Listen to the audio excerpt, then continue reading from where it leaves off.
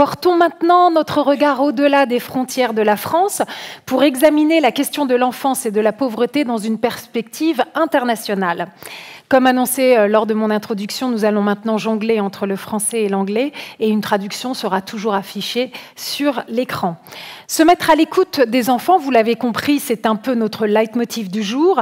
Alors bien évidemment, nous aurions beaucoup aimé pouvoir faire venir des enfants ici sur cette scène afin de les faire intervenir, mais ce n'est pas chose aisée à faire. Alors pour récolter la parole des enfants, eh bien, en règle générale, il faut les rejoindre là où ils sont, c'est-à-dire chez eux ou à l'école.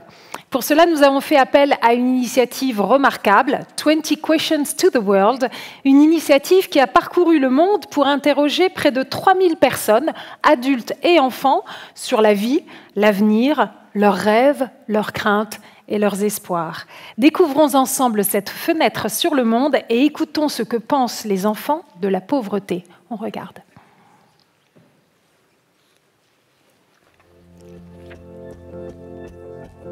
Ich mag es halt nicht so gerne, wenn ich arme Leute sehe, halt immer daran vorbeizulaufen. Und ich will denen halt immer was geben, aber ich habe halt nicht immer Geld. Tu vois les pauvres dans la rue et ça te fait de la peine quand même. Du coup, ça serait bien s'il n'y a pas de pauvres. Aiutarli dandogli un po' di soldi a chi ne ha bisogno. Tous les enfants dans le monde, ils sont censés avoir les mêmes droits. Le droit qu'ils devraient avoir, c'est de tous se faire traiter pareil et pouvoir s'exprimer sur la vie, ce qu'on en pense. Dass die Politiker das vielleicht berücksichtigen können und die Kinder dann auch mal Recht bekommen. Alle sollten Gesundheit haben. Das haben ja in manchen Ländern haben das nicht alle und das ist ja schade. Essen, Trinken, meiner Meinung nach, sollte jeder eigentlich haben. Bueno, que ninguno pasará hambre y que todos pudieran vivir bien. Derecho a siempre tener un techo bajo el que dormir. Avere la libertà, l'égalité, d'amour, de partage. Das sind eigentlich Familie haben. Protección, amor, cariño y respeto. Pour moi, il y aurait une école que tous les élèves pourraient y aller. Et ça serait une école où tout serait gratuit. Chi ha meno denaro oppure proprio non ce l'ha potrebbe andare a scuola. Cioè, mai smettere di sognare e continuare a tenere una speranza con sé.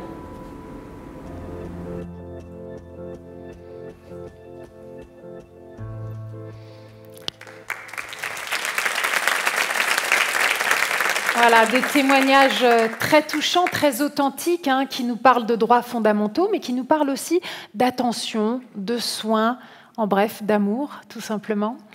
Mesdames et messieurs, si on pose notre regard sur la pauvreté des enfants à l'échelle mondiale, la situation est véritablement alarmante. Les enfants sont touchés de manière disproportionnée. Bien qu'ils représentent un tiers de la population mondiale, ils constituent plus de la moitié des personnes vivant dans l'extrême pauvreté. Pour nous offrir un aperçu plus détaillé de cette situation, nous sommes très heureux d'accueillir le rapporteur spécial des Nations Unies sur l'extrême pauvreté et les droits de l'homme, Olivier de Scutter.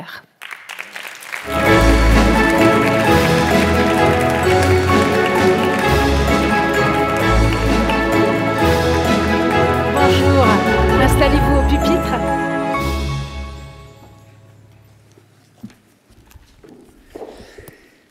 Bien, bonjour à tous et à toutes. Merci de votre présence. Merci à Adi Nazan de son invitation, à Béatrice Lefrançois, secrétaire générale du comité français de l'UNICEF, de m'avoir permis de franchir les fourches codines de ce bâtiment.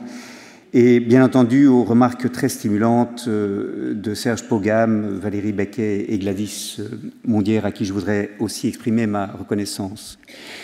Alors, dans l'Union européenne aujourd'hui, la France est dans la moyenne. 24% des enfants sont à risque de pauvreté ou d'exclusion sociale.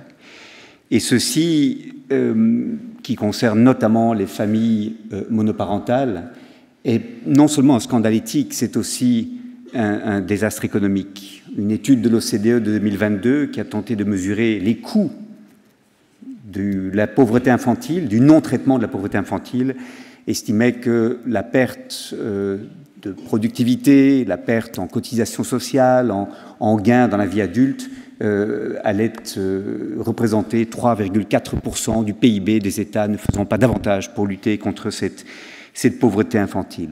Or, les États sont en train d'échouer. Les indicateurs sociaux, en général, sont stables, voire s'améliorent, mais la pauvreté infantile paraît résister aux efforts de la lutte contre la pauvreté. En effet, beaucoup de ménages sont pris dans des cercles vicieux qui tiennent notamment dans la petite enfance à 4 facteurs. Le logement surpeuplé, où l'on a du mal à étudier, qui est exposé au bruit, à la pollution, dans des quartiers qu'on n'a pas choisis, parce que ce sont les quartiers où les loyers sont abordables et où l'on ne peut pas pratiquer d'activité physique parce que, on l'a vu dans l'étude tout à l'heure, Serge Pogam nous relatait que 19,4% des enfants interrogés ont un sentiment d'insécurité dans leur quartier. Dans les quartiers difficiles, on n'ose pas sortir et fréquenter la nature et on développe des troubles d'attention, des troubles de concentration liés à cette situation géographique. C'est un premier facteur. Deuxième facteur, c'est la mauvaise alimentation. Quand des enfants n'ont pas mangé le matin, ils sont moins bien concentrés à l'école, ils sont moins en mesure de participer aux discussions en classe et ils développent par ailleurs parfois une obésité précoce qui les expose à la moquerie dans les cours de récréation. Troisièmement, c'est la faiblesse des réseaux sociaux.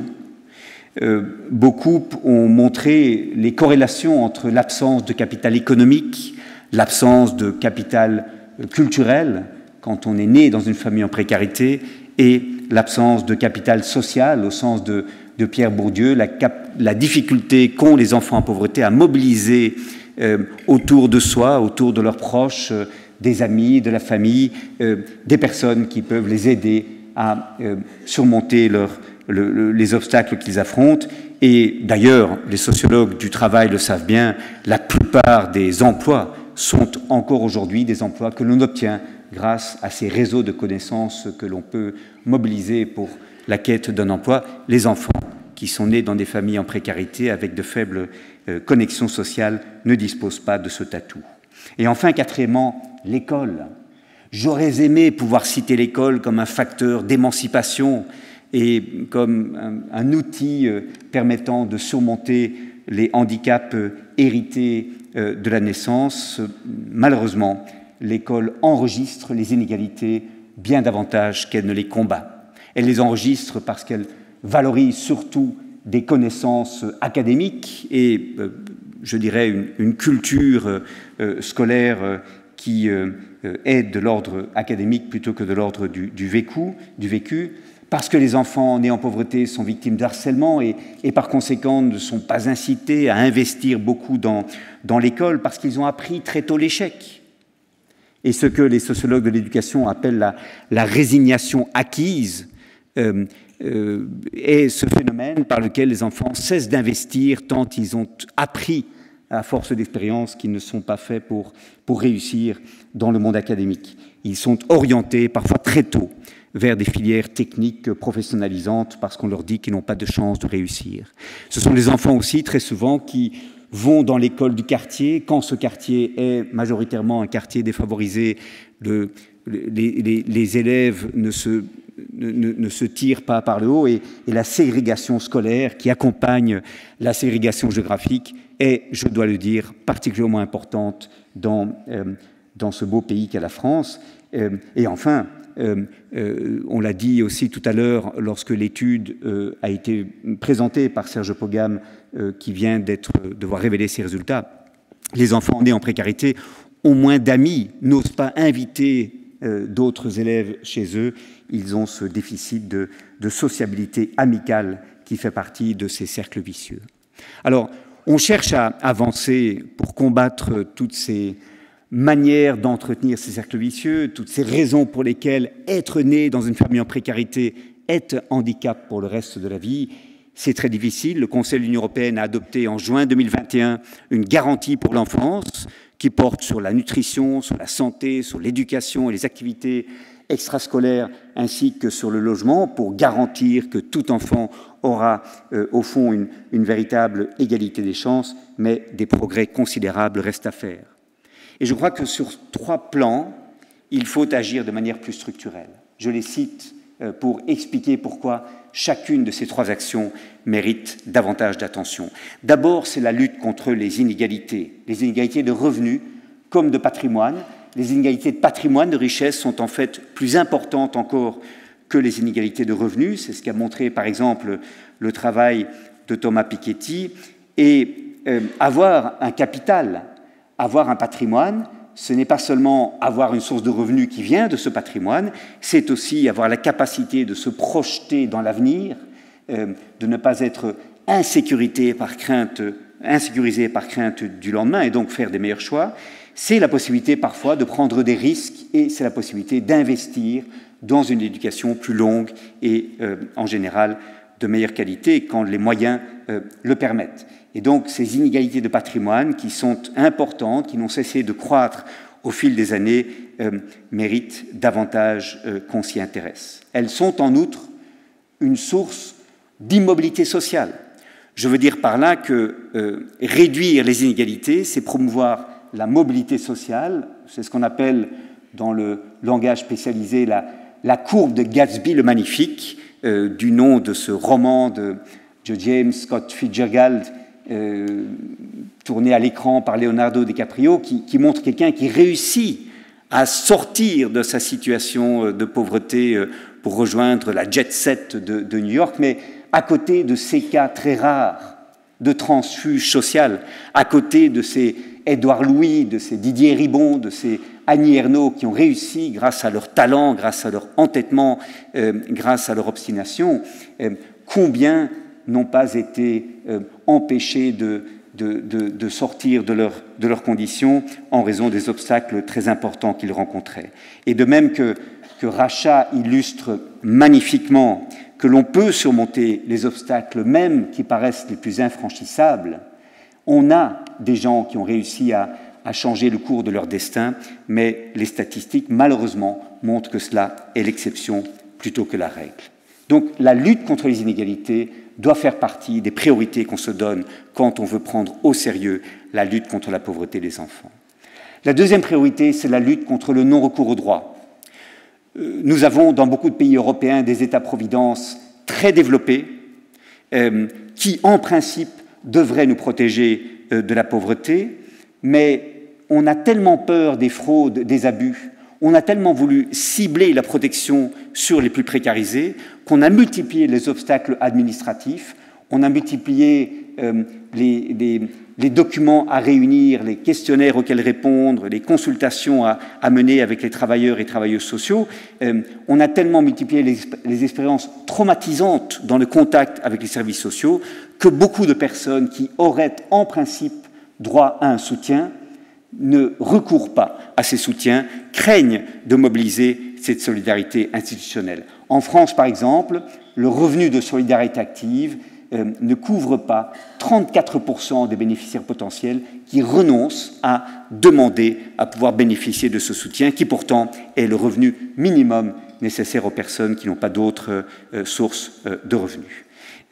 Et s'ils ne recourent pas à leurs droits, ce n'est pas par paresse, ce n'est pas parce qu'ils n'ont pas besoin de ce soutien institutionnel, c'est en raison d'un contexte qui les décourage de faire appel à cette solidarité, c'est en raison d'un discours culpabilisant qui impute aux personnes en pauvreté elles-mêmes la responsabilité de leurs conditions, c'est en raison du discours qu'on leur tient, que les travailleurs sociaux, que les travailleuses sociales parfois aussi se voient forcés de tenir pour décourager les gens d'exercer leurs droits par crainte d'être perçus comme dépendants de l'État-providence et de la solidarité publique. Et c'est notamment un discours auquel sont sensibles les personnes issues de l'immigration récente.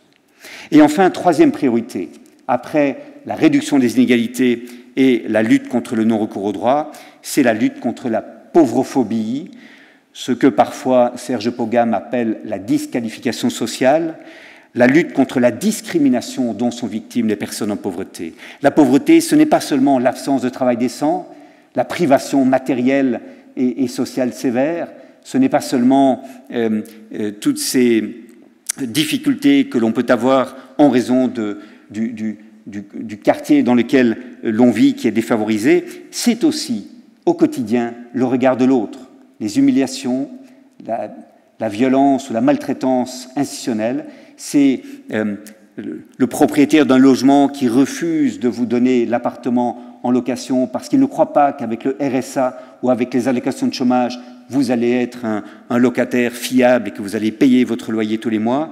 C'est l'école qui vous fait comprendre que vous comprenez les exigences de cet établissement sont telles qu'il serait peut-être bon que vous cherchiez plutôt à placer votre enfant ailleurs.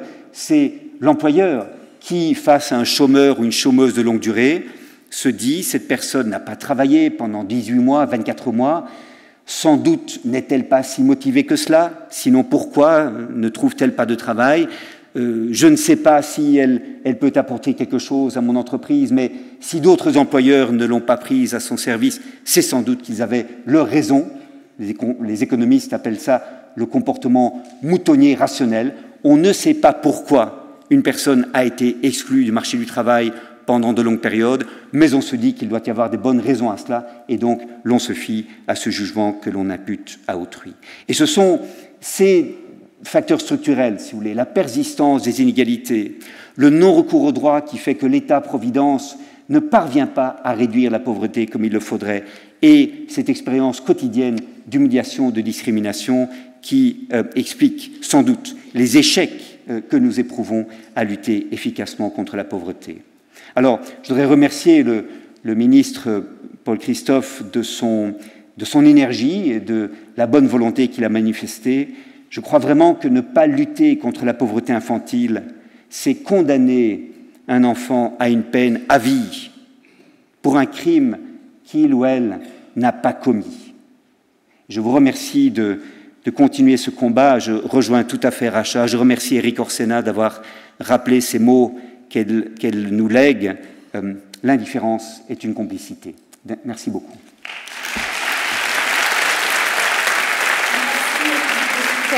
Merci pour vos mots très percutants. Nos prochains invités étant anglophones, je vais maintenant m'exprimer en anglais. We now have the privilege of inviting to the stage two special guests who are very committed to the mission of UNICEF and to protecting children and families who are facing great poverty. They have very different backgrounds, different lives, but they know firsthand what is happening on the ground because they are acting locally. They have also overcome great difficulties during their childhood, and therefore they know very well what child poverty looks like. Ladies and gentlemen, please give a very warm welcome to our two young guests who both support UNICEF in its mission. She is a UNICEF Goodwill Ambassador, Muzun Almelehan, and he is a UNICEF Youth Advocate for Climate, Nkozilati Nyati.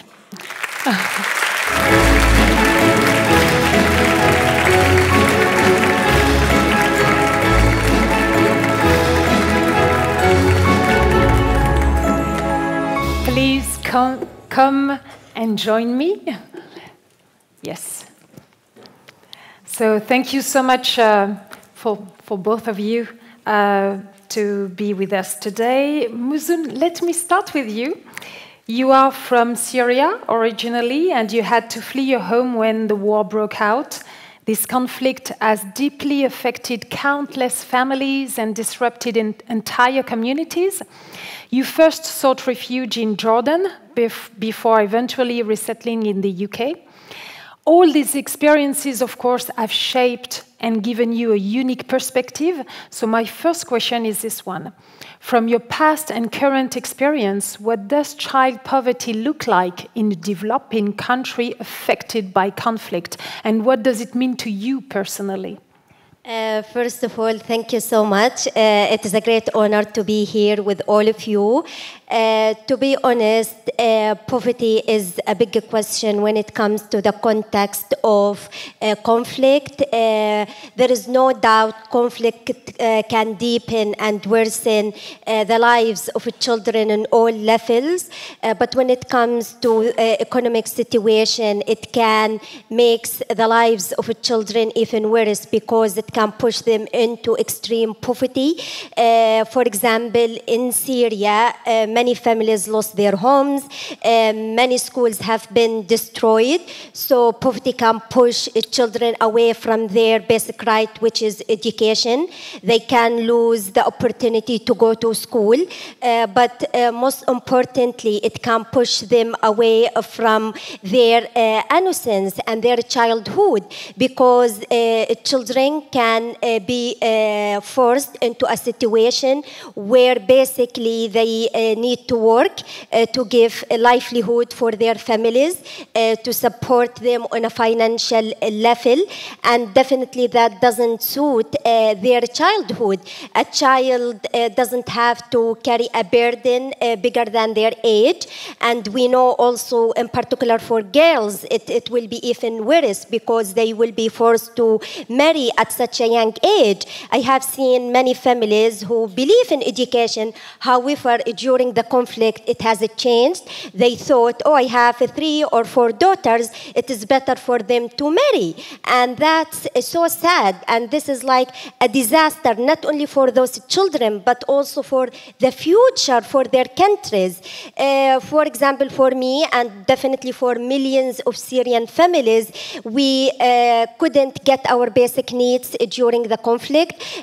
My dad, for example, he couldn't go to his job as he used to, so we lost our main income, and that was one of the main reasons why we had to flee our homeland and to leave everything behind. And also going to Jordan and living in a refugee camp, it wasn't easy, and we basically were eating same things. We received packaged food and having similar things all the time. It was hard. It is not only to eat those things all the time, but also it is hard feeling. We didn't have money to go and buy what we needed or what we wanted. And it was for many families in the camp who didn't have any basic income to go and buy vegetables or meat or other things. And many families started to think about other solutions. Either marriage or children have to work to compensate that. And I can feel it. It is not an easy thing to experience as a child. And definitely children need to be in a place they deserve to learn and to thrive, not to be forced into those contexts where they didn't make it. And all of us need to bring more attention into that and to give them the opportunity to thrive and to live their life and to enjoy it, and not to do something it doesn't really suit the love and joy they deserve to have. Thank you so much, Muzun. We perfectly have the picture, really. Nkosi Lati, you are from Zimbabwe, and you grew up in a challenging area where both poverty and environmental hardships were part of daily life. Given your experiences, how would you describe climate change and its impacts on children? Good morning, and thank you for having me. Right, climate change is what I can call an existential threat. Right, so from the age of 10, I've lived the unpredictability and the uncertainty of weather patterns. Right, so I know what it is to expect rains and not have them. Right, so the unpredictability and the uncertainty of weather patterns has made life very difficult and very unbearable for families and children, most importantly. Climate change has led to a change in water flow regimes. It has led to cyclones. Talk of Cyclone Idai, Cyclone Tineo. The best way to describe climate change is that it's an existential threat to humanity, but most importantly, to children. But the most alarming thing about climate change, the most alarming thing about child poverty, is that the window for action is quickly closing, and we haven't done much. Thank you. I think you like to say that this climate change is like a ticking time bomb. And I think it's very relevant to put it this way.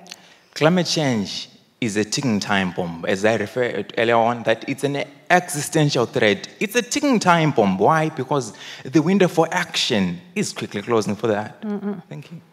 And what are you witnessing on the ground? What is making things worse, which truly needs tackling? Well, on the ground, the situation is dire. Families are struggling to cope with climate change, as I referred to earlier on, that the unpredictability and the uncertainty of these weather patterns is making life even difficult for families, for poor communities. Remember, we're talking about poor communities here who are still trying to thrive.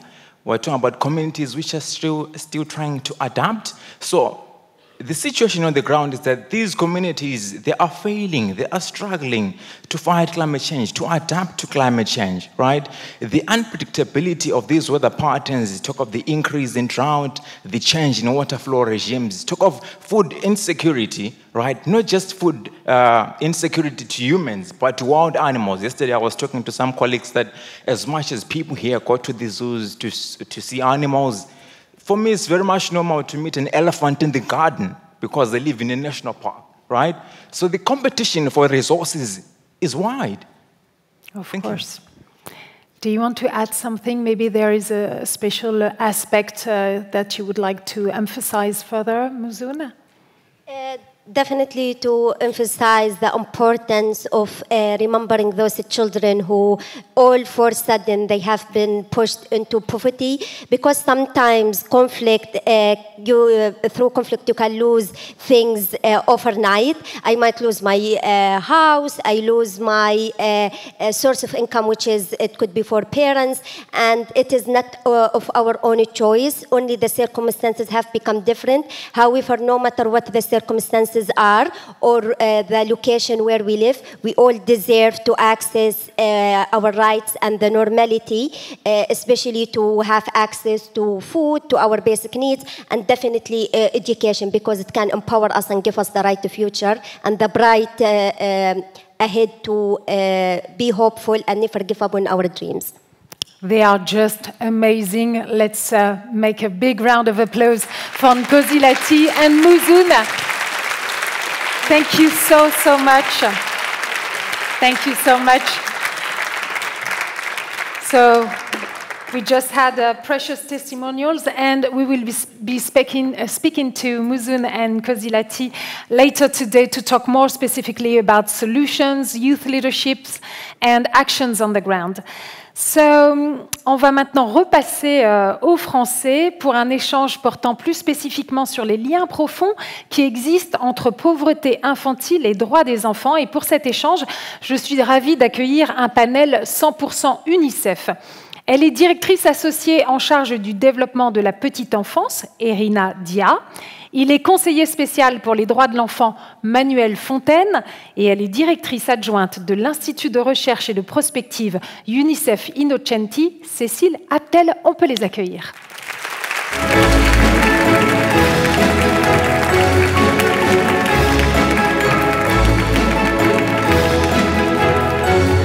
Merci pour votre présence. Installez-vous. Make yourself at home. Voilà, très bien. Alors avec vous, on a déjà eu une matinée très très riche, mais on va encore en savoir un peu plus avec vous. Je vais commencer avec Cécile Abtel.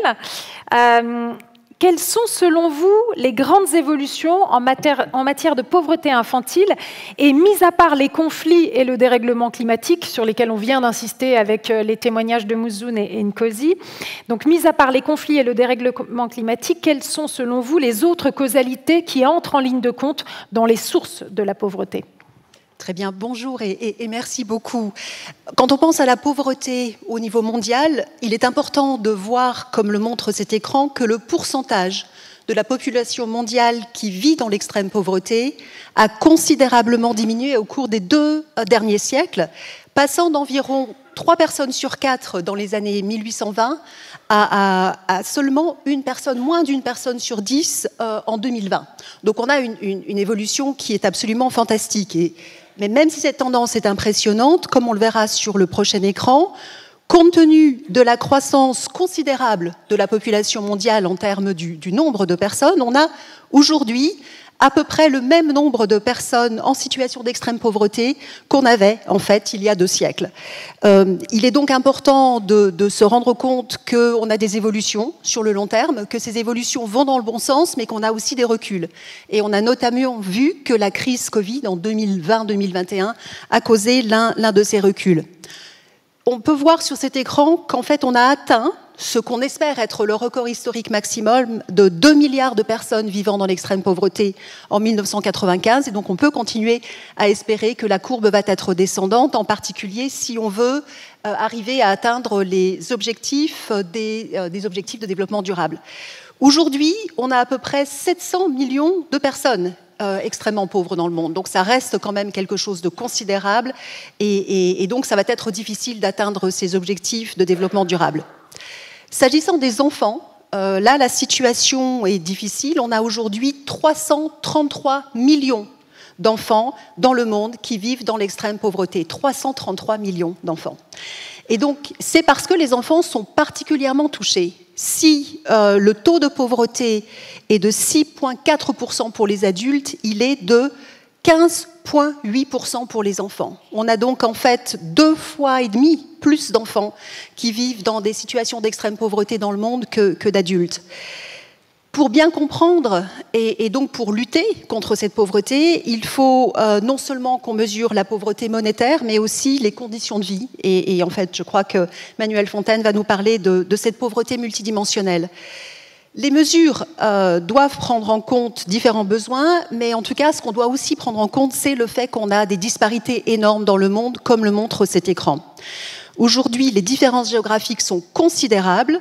Plus de 2 tiers des enfants en situation d'extrême pauvreté vivent en Afrique subsaharienne, soit 237 millions d'enfants, et la plupart des autres, soit 62 millions d'enfants, vivent, eux, en Asie du Sud.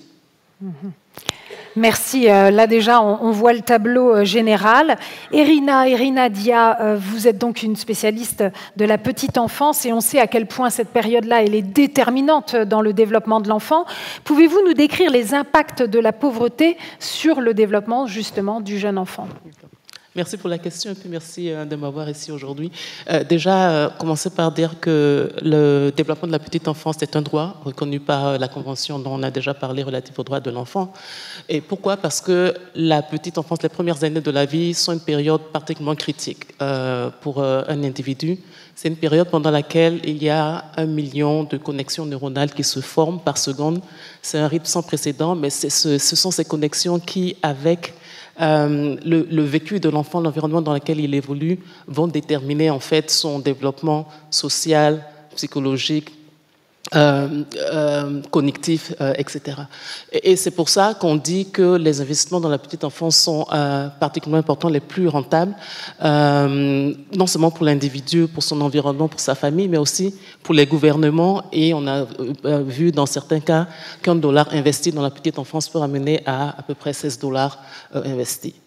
Par contre, le fait de ne pas investir dans la petite enfance peut avoir des répercussions sur le long terme et puis vraiment prolonger des cycles. On a parlé tout à l'heure de cycles vicieux, mais des cycles de pauvreté multigénérationnelle.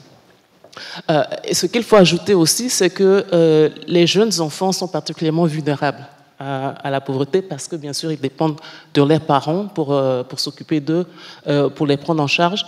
Et c'est pourquoi c'est vraiment important de pouvoir investir dans ce domaine, s'assurer que les gouvernements investissent dans la nutrition, l'éducation, le logement, afin que les enfants puissent avoir accès à tous ces éléments qui vont favoriser leur développement holistique. Malheureusement, on a dit, les chiffres sont un peu effrayant. On a environ 1 million d'enfants dans le monde qui vivent dans une pauvreté multidimensionnelle. Peut-être quelques autres chiffres que je voudrais partager. 300 millions d'enfants âgés de 2 à 4 ans qui sont régulièrement victimes de disciplines violentes. Un enfant sur 3 âgé de moins de 5 ans qui ne se développe pas bien en raison de la malnutrition. 175 millions d'enfants qui ne sont pas inscrits au prix primaire. 17 millions de nourrissons âgés de moins d'1 an qui respirent un air toxique. On a parlé vraiment de l'impact du changement climatique. Donc, autant de chiffres qui montrent que vraiment les enfants, en fait, dans le monde sont dans une situation critique. On font face à cette pauvreté multidimensionnelle qui, malheureusement, se répercute sur eux, mais aussi qui fait un effet boule de neige, en fait. Et je vais m'arrêter là et peut-être passer la parole. Oui, effet boule de neige, et c'est ce qu'on voit depuis ce matin, c'est la combinaison, et c'est aussi pour ça que vous parlez de polycrise mondiale. Hein, c'est ça. Voilà. Manuel Fontaine, en quoi l'adoption d'une approche par les droits de l'enfant est-elle essentielle pour lutter contre la pauvreté et garantir une réponse qui touche à toutes les dimensions de la vie des enfants ? Merci beaucoup. Bonjour à tout le monde. Bon, une approche basée sur les droits de l'enfant est par nature plus complète, puisqu'elle prend en considération une série de droits qui sont garantis par la Convention sur les droits de l'enfant, y compris la santé, l'éducation, le logement. Donc elle prend en considération l'ensemble des privations matérielles qui touchent l'enfant.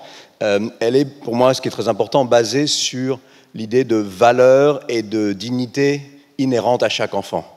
La dignité, c'est une valeur très importante quand il s'agit de parler de pauvreté, de lutte contre la pauvreté, mais aussi c'est le fait que c'est universel. Les droits sont universels, donc tous les enfants y ont droit, et donc ça nous indique aussi la nécessité d'intentionnellement mettre en œuvre des programmes qui doivent prendre en considération les plus marginalisés, ceux qui souffrent de plus de discrimination. Donc la nécessité d'aller vraiment au-devant des plus marginalisés de manière générale.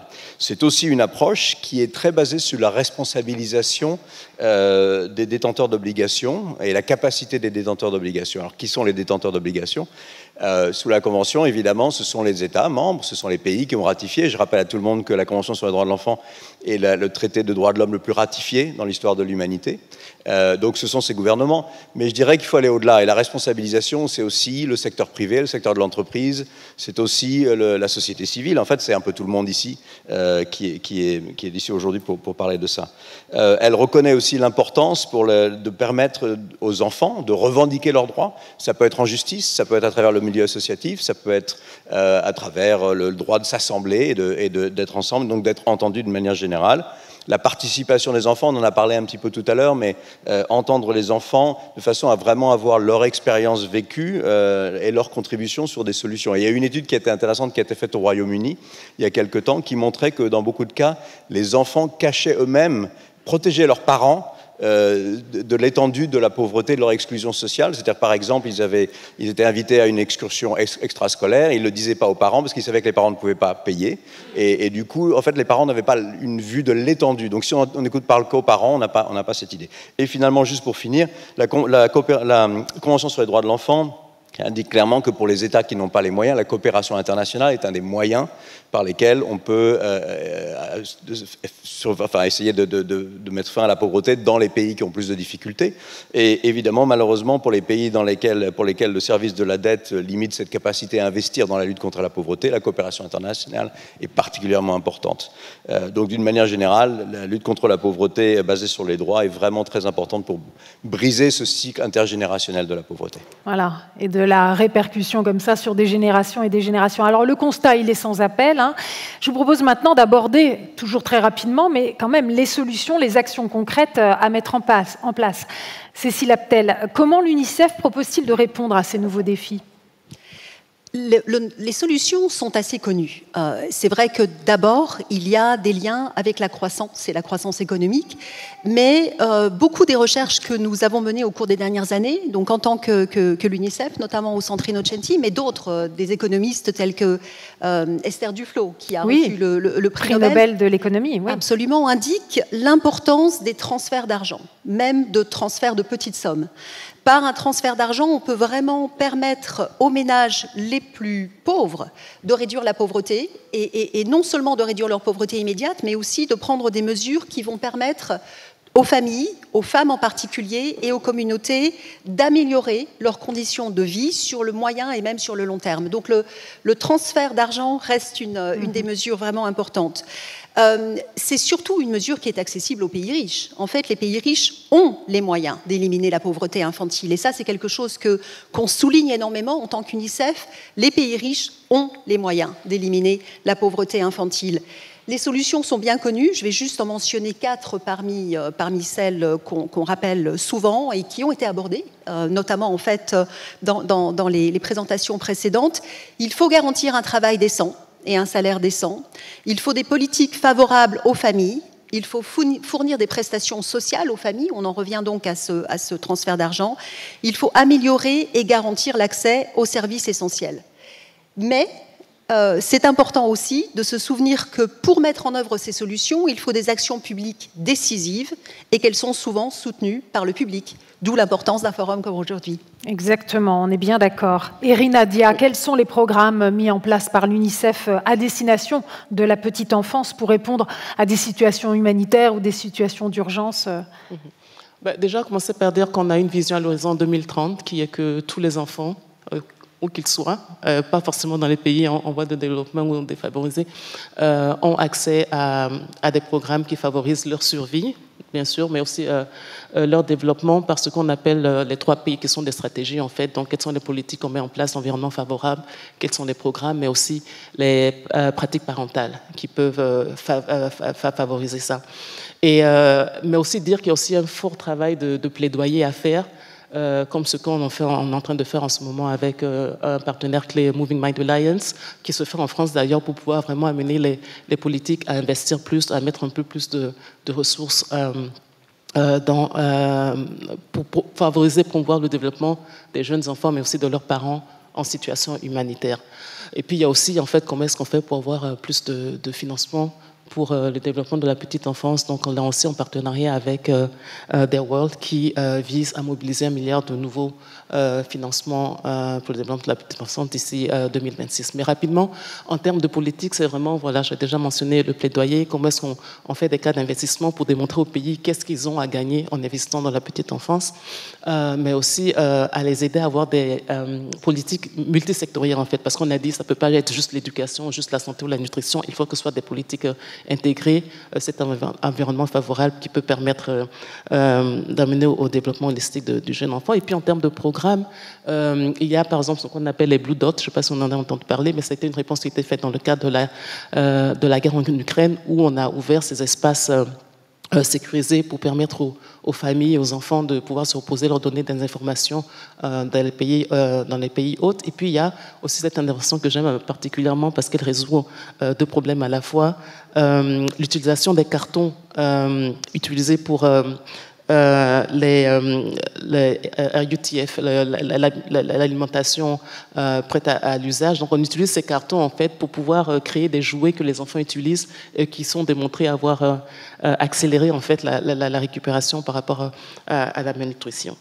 En termes de parentalité, on a parlé tout à l'heure de la santé mentale des enfants, mais là aussi on parle de la santé mentale des parents parce que s'ils ne sont pas à même de savoir dans quel état ils sont, et ce serait plus difficile pour eux de s'occuper de leurs enfants. Donc il y a aussi ces programmes qui sont en place pour s'assurer de la santé mentale de leurs parents, comment identifier aussi les stresseurs quotidiens en fait, et puis quels sont les services qui sont disponibles pour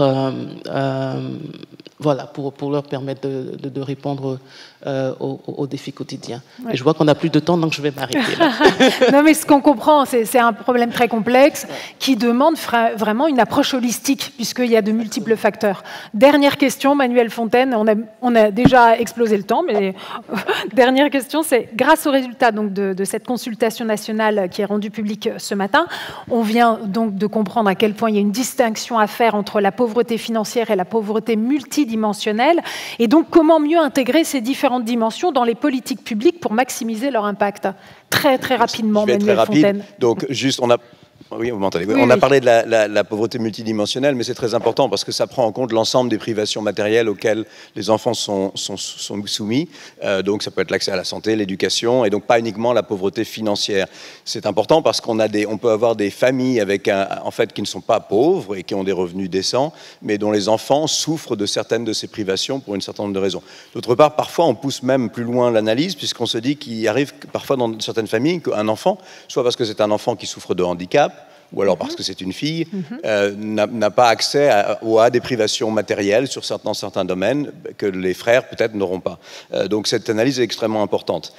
Pour nous, ce qui est très important, enfin pour ce qui est de la réponse, ça veut dire qu'il faut du coup travailler à la fois sur la question financière, la pauvreté financière, et sur la pauvreté multidimensionnelle. Pauvreté financière, c'est évidemment la question du revenu, c'est évidemment promouvoir un travail décent, salaire minimum, congé parental payé. C'est aussi évidemment élargir la couverture de protection sociale comme les allocations familiales. Et quant à la pauvreté multidimensionnelle, c'est vraiment la fourniture de services sociaux de qualité qui adressent ces carences auxquelles les enfants sont soumis. Encore une fois, en prêtant particulièrement attention aux plus marginalisés et aux ceux qui souffrent de plus de discrimination. Et juste pour reprendre un point, pour finir, que Cécile a fait tout à l'heure, il y a des moyens dans certains pays. Et donc vraiment, pour nous, l'accent, c'est le fait que mettre fin à la pauvreté des enfants, c'est un choix politique. Et ne pas mettre fin à la pauvreté des enfants, c'est aussi un choix politique. Et certains pays l'ont fait, des pays comme certains pays de Balte ou de la Slovénie ont fait le choix d'investir dans des périodes prospères contre la pauvreté des enfants, ont eu des résultats très importants. Donc c'est un choix politique. Et donc c'est possible. Ne pas le faire, c'est un choix politique. C'est possible surtout pour des pays qui ont les moyens. Après, pour d'autres pays qui ont plus de difficultés, ça doit se faire à travers la coopération internationale, comme je le disais. Mais là aussi, c'est aussi un choix politique d'aider ces pays et de s'engager notamment sur le service de la dette. On est bien décidés tous à peser dans le débat public pour que ce choix politique soit véritablement entrepris. Un grand, grand merci. Cécile Abtel, Manuel Fontaine, Erina Dia. Merci à vous.